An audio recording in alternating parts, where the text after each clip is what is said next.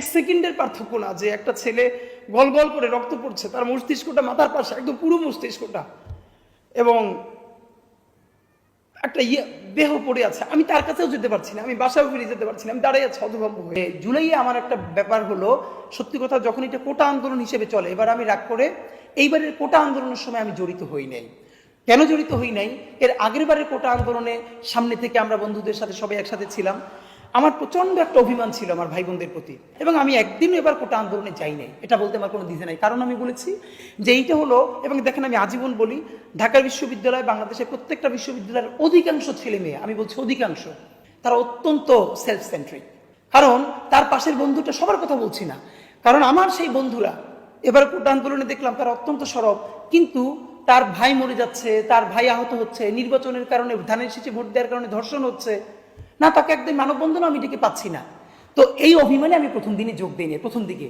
কিন্তু যখনই দেখলাম এই আন্দোলনে ঢাকা বিশ্ববিদ্যালয়ে আমার ভাই বোনদের প্রতি আক্রমণ করা হয়েছে, এবং আমার সেই রাতের কথাটা খুব মনে আছে, যেদিন ঢাকা বিশ্ববিদ্যালয়ে, যেদিন খুনি ফ্যাসিস্ট হাসিনা বলল যে তাহলে কি রাজাকারের বাচ্চাদেরকে এটা আমি দিব, তারপরে রোকেয়া হল থেকে ভেঙে আমার সব ভাই বোন যখন ঢাকা বিশ্ববিদ্যালয়ে মিছিলে নামলো, আমার মনে আছে আব্দুল্লাহ জাবের, ইনকিলাব মঞ্চের সেক্রেটারি, ও থাকে তখন গুলশানে, আমার বাসা রামপুরায়, আমি শুধু ফোন করে বললাম চলে আসো, এবং যে কোনোভাবে সেই রাতে 11টা-12টার দিকে আমরা বের হয়ে আমরা শাহবাগের উদ্দেশ্যে রওনা করি। এবং যখন শাহবাগ মৎস্য ভবনের কাছে যাই, তখন গিয়ে দেখি ট্রাক ভরে ছাত্রলীগের, শ্রমিক লীগের লোকজন এই বড় বড় রামদা নিয়ে তারা দাঁড়িয়ে আছে, তারা ঢাকা বিশ্ববিদ্যালয়ে ঢুকবে। আমরা মৎস্য ভবন থেকে ঢুকতে পারলাম না। এরপরে গেলাম হাইকোর্টের গেটে, সেখানেও দেখি এক অবস্থা যে পিকআপে লোড হচ্ছে এরকম অস্ত্র, অনেক মোটরসাইকেল নিয়ে, এরকম 3টে গেট থেকে ঢুকতে না পেরে তখন আমি আক্তারকে ফোন দিলাম, যে বর্তমানে নাগরিক পার্টির সেক্রেটারি, আক্তারকে ফোন দিয়ে বললাম যে আক্তার, চতুর্দিক থেকে এরকম রামদা নিয়ে দাঁড়িয়ে প্রস্তুত হচ্ছে, ক্যাম্পাসে ঢুকবে, তোমরা দ্রুত মিছিল শেষ করে দাও। এটা আমার এখনো মনে আছে। তো আক্তার 5 মিনিট পরে ফোন করে বললো, ভাই আমরা প্রোগ্রাম শেষ করে দিয়েছি। তো এরপরে আমরা বাসায় ফিরে আসলাম। এর পরের দিন থেকে একদম আজ পর্যন্ত রাজপথে ছিলাম। বিশেষ করে আমি বলি, আমার ঢাকা বিশ্ববিদ্যালয়ে তো আন্দোলনে ছিলামই, কিন্তু যেদিন ঢাকা বিশ্ববিদ্যালয়ে আন্দোলনের পতন হলো, মানে খুনি হাসিনা ছাত্রদেরকে ঢাকা বিশ্ববিদ্যালয়ে যেভাবে হামলা করে আন্দোলনকে পতন করে দিল, এরপর অভূতপূর্বভাবে দেখেন পরের দিন প্রাইভেট বিশ্ববিদ্যালয় যেভাবে দাঁড়ালো, এইটার সব থেকে বড় সাক্ষী আমি। কারণ আমার বাসার একটু কাছেই BRAC university, east West university.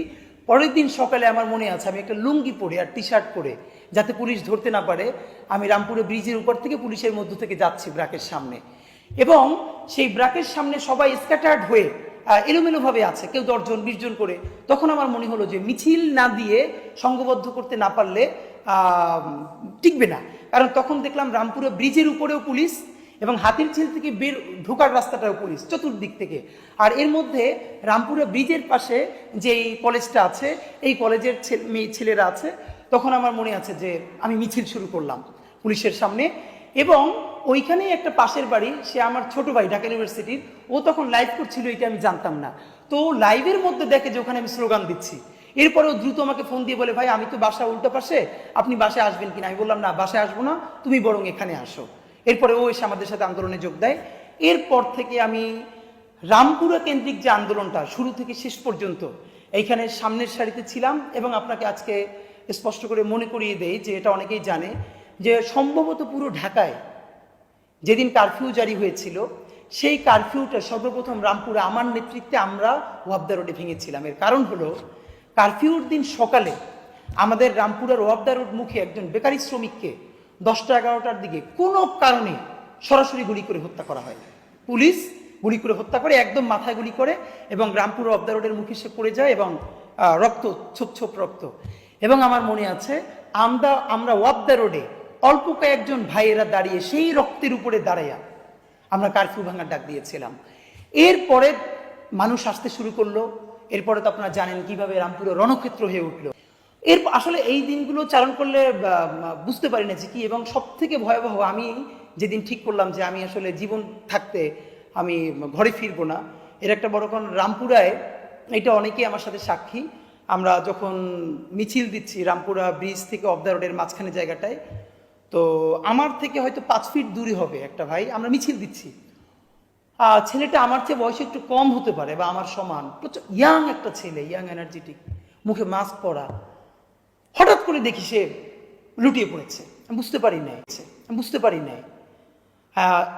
একটু পরে দেখি যে তার মাথা থেকে জাস্ট মগজটা তার পাশে পড়ে গেছে, গল গল করে রক্ত রাস্তার দিকে পড়ে যাচ্ছে, তার মুখে তখনও মাস্ক।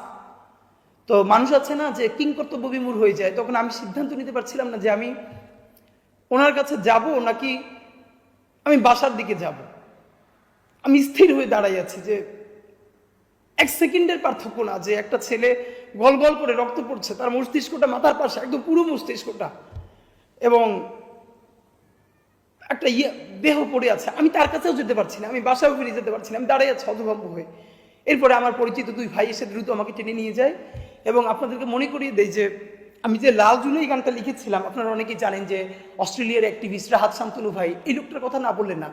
এই আন্দোলনের শেষের 15টা দিন প্রত্যেকটা দিন রাতে আমাকে ফোন করতেন রাহাত শান্তনু ভাই, যিনি অস্ট্রেলিয়ার বড় অ্যাক্টিভিস্ট, এবং উনি একমাত্র লোক যে সারাদিনের মধ্যে একবার বলতেন যে তুমি তোমার ওয়াইফের খবর ভুলে যেও না।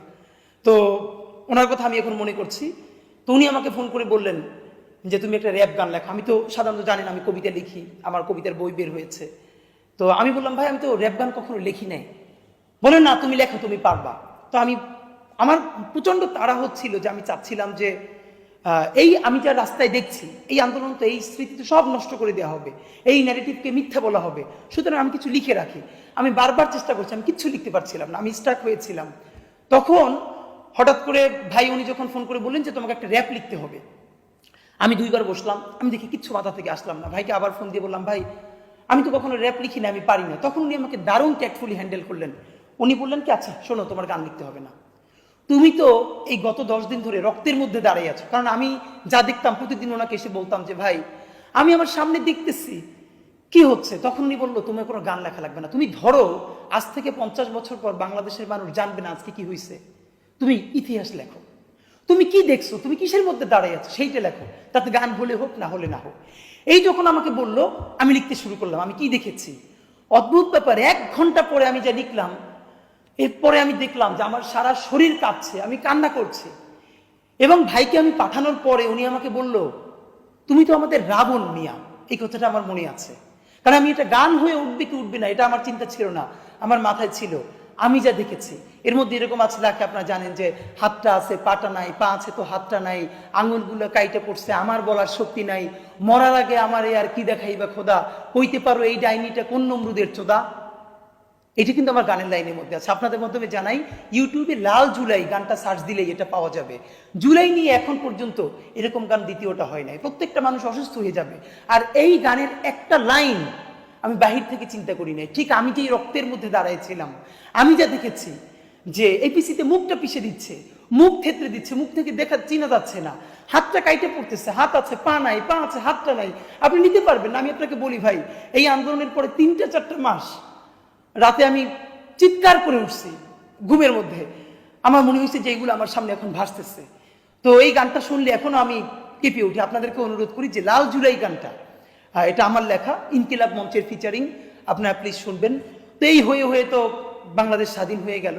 তো এই কথা যদি আমরা বলতে শুরু করি, আমি জানি না কত দিন কত ঘন্টা পর বলতে পারবো। তো এইগুলো ডকুমেন্টেড হওয়া উচিত। আর রামপুরের শুধু একটা সব থেকে ছোট ঘটনা এইমাত্র মনে পড়লো, আমাদেরকে অফ দ্য রোডে যখন টিয়ার সেল মারলো, হঠাৎ করে আমাদের চোখ মুখ বন্ধ হয়ে যাচ্ছে। তখন 8 থেকে 10 তলা একটা ফ্ল্যাট, আসলে মানুষ কিভাবে আন্দোলনের জন্য দিছে দেখেন। তো আপনারা জানেন যে টিয়ার সেলে যখন ধোয়া হয় তখন আগুন ধরে, সামনে কিছু রাখলে টিয়ার সেলের ঝাঁজটা কেটে যায়। হঠাৎ করে দেখলাম এক বোন বা মা হবে 6 না 7 তলা থেকে হঠাৎ করে অনেকগুলো বই ফেলতেছেন আমাদের সামনে। তো খুলে দেখি এগুলো ওনার বাচ্চার নতুন বই। মানে উনি কোনো পুরনো বই এনে পাঠাবেন আমাদের জন্য সেটাও না, হঠাৎ করে টেবিলের সামনে যে বইগুলো পেয়েছে সেইগুলো ছুরি ফেলতেছে, আমরা দ্রুত যেন আগুন ধরে আমাদের সামনে ধরতে পারি। এরকম হাজার হাজার গল্প, আমি আমাদের ভাইয়েরা যারা একসাথে রামপুরে আন্দোলন করেছি তারা সেই সময়ের সাক্ষী। তা আমার মনে হয় রাষ্ট্রের উদ্যোগে, প্রত্যেকটা কর্পোরেট হাউসের পত্রিকার উদ্যোগে এই গল্পগুলোকে সংকলিত করা উচিত। আপনারা জানেন ইনকিলাব মঞ্চ থেকে আমরা একটা উদ্যোগ নিয়েছি। প্রথমত এই যে হাজার হাজার গ্রাফিতি, যেই গ্রাফিতিগুলো মুছে দেওয়া হয়েছে, আমরা উদ্যোগ নিয়ে আবার সেই গ্রাফিতিগুলো অনেক জায়গায় এঁকেছি। দেখেন একটা গ্রাফিতি আঁকতে লাগে 1 দিন, মুছতে লাগে 10 মিনিট, আবারও মুছে দেওয়া হচ্ছে। তা আমরা ইনকিলাব মঞ্চ উদ্যোগ নিয়ে জুলাইয়ের গ্রাফিতিও গায়েল সমগ্র এই নামে বড় একটা সংকলন করেছি। এখানে সারা বাংলাদেশের যত গ্রাফিতি আছে সেই গ্রাফিতির একটা করে ছবি আমরা প্রায় 5 শতাধিক গ্রাফিতি সংকলন করেছি এবং এটা 21শে বইমেলা আমাদের ইনকিলাব মঞ্চের স্টলে আমরা উদ্বোধন করেছি। আপনারা চাইলে, এটা আমরা এই জন্য বলি যে ইতিহাসকে সংরক্ষণ করার জন্য এটা আমাদের রাখা জরুরি। আর একটা আপনাদেরকে জানাই যে জাতিসংঘ 114 পৃষ্ঠার যে প্রতিবেদন দিয়েছে এই জুলাই গণহত্যা নিয়ে আওয়ামী লীগের বিরুদ্ধে, এটাও ইনকিলাব মঞ্চ থেকে আমরা ইতিমধ্যে অনুবাদ করেছি এবং সেটা আমরা ইনশাল্লাহ বাংলাদেশের মানুষের জন্য আনবো।